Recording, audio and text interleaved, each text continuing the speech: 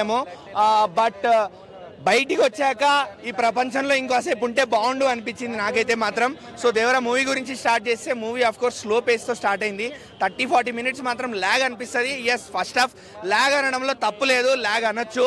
30-40 minutes మీకు స్టోరీలోకి వెళ్ళడానికి చాలా టైం తీసుకున్నారు. బట్ వన్స్ పేస్ పికప్ అయ్యాక మాత్రం ఆ పేస్ అనేది ఎక్కడ పడలేదు. సెకండ్ హాఫ్లో కూడా అదే పేస్ కంటిన్యూ అయింది.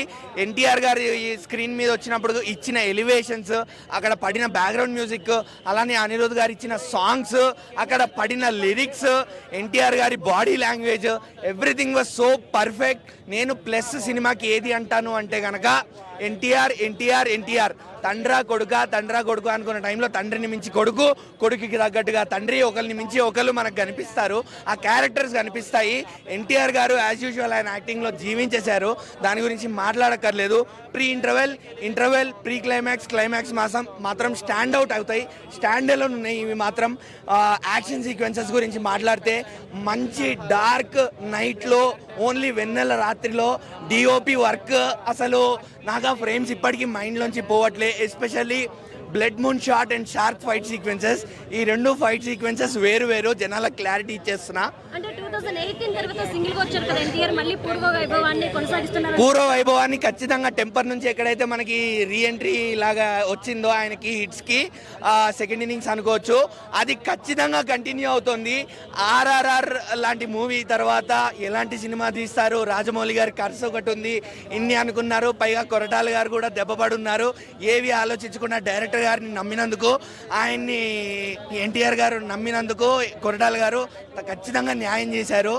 ఆ యాక్షన్ సీక్వెన్సెస్, దానికి తగ్గట్టు అనిరుద్ధ్ గారు ఇచ్చిన బీజిఎం, అనిరుద్ధ్ గారు ఇచ్చిన సాంగ్స్, ఎన్టీఆర్ గారి డ్యాన్స్, యాక్షన్ సీక్వెన్సెస్. అరవింద సమేతలో జస్ట్ కాఫీ పట్టుకొని వార్నింగ్ సీన్ ఇస్తేనే హై ఎక్కిపోద్ది మనకి. అలాంటిది ఇక్కడ కత్తి పట్టుకొని డైలాగులు చెప్తూ ఫైట్ చేస్తూ వార్నింగ్ ఇస్తుంటే ఇచ్చిన హైయే వేరు.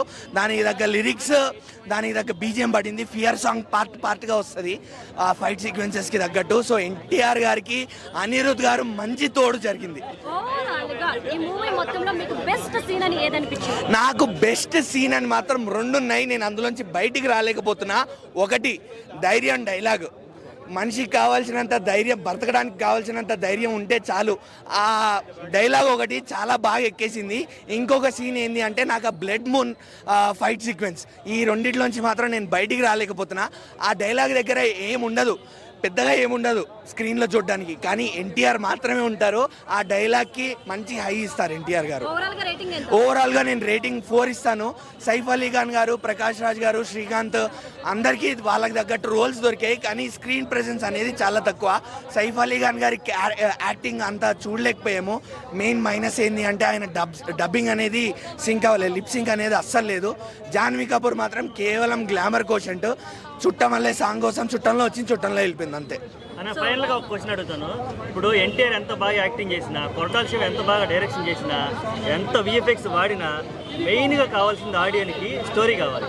అసలు ఆ స్టోరీ ఇందులో ఉందా? స్టోరీ అనేది ఖచ్చితంగా ఉందన్న. అందుకే మనకి 2 పార్ట్లు అనేది తీయడం జరిగింది. ఫస్ట్ హాఫ్ చూస్తున్నంత వరకు మళ్ళీ ఏం జరుగుతుందిరా అనుకున్నా, కానీ ఎస్, స్టోరీ అనేది ఖచ్చితంగా ఉంది. మనం ఆఫ్ కోర్స్ చిన్నప్పటి నుంచి సినిమాలు చూస్తూ పెరుగుతున్నామన్నా. సో సినిమా చూస్తున్నప్పుడు వేరే సినిమాకి కనెక్ట్ చేసుకుంటాం, వేరే సినిమా కంపేర్ చేస్తాం. అలా అంత మాత్రాన మనం ఈ సినిమా కాపీ రాబోయ్, ఆ సినిమా కాపీ రాబోయ్ అనడానికి లేదు. క్లైమాక్స్ కూడా చాలామంది బాహుబలితో కంపేర్ చేస్తున్నారు, కానీ బాహుబలిలా ఉంది, బాహుబలి టైప్ అనుకోండి, కానీ సేమ్ బాహుబలిని కాపీ కొట్టేశారని మాత్రం చెప్పక్కర్లేదు. ఎందుకంటే కొరటాల శివ గారి విజన్ని బట్టి ఆయన ఒక ప్లాట్ తీసుకున్నారు, ఆయన ఒక ట్విస్ట్ పెట్టుకున్నారు క్లైమాక్స్లో. సెకండ్ పార్ట్ మీద బజ్ క్రియేట్ చేసే అంత సినిమా దీంట్లో ఖచ్చితంగా ఉంది. సెకండ్ పార్ట్ మీద బజ్ అనేది మీకు ఆ క్లైమాక్స్ వల్లనే క్రియేట్ అయింది. నేను అందుకు బాహుబలితో కంపేర్ చేస్తాను. ఎందుకంటే బాహుబలి ఫస్ట్ పార్ట్ క్లైమాక్స్ మీరు చూడంగానే బజ్ అనేది క్రియేట్ అయిపోయింది, ఎందుకు అని. ఇక్కడ కూడా సేమ్ ఎందుకు అనే ఎక్సైట్మెంట్ అనేది క్రియేట్ చేయగలిగారు కొరటాల శివ గారు. ఖచ్చితంగా రాజమౌళి గారి కర్స్ అనేది మాత్రం బ్రేక్ అయిపోయిందన్న. ఇంకా రాజమౌళి గారి కర్స్ గురించి వర్యాల్సిన అవసరం అయితే లేదు. ఎన్టీఆర్ గారు 6 ఏళ్ల తర్వాత స్టాండ్ అలోన్ మూవీ, అలానే రాజమౌళి గారి సినిమా తర్వాత 2 ఏళ్లలోనే వచ్చి ఒక మంచి హిట్ కొట్టేశారు.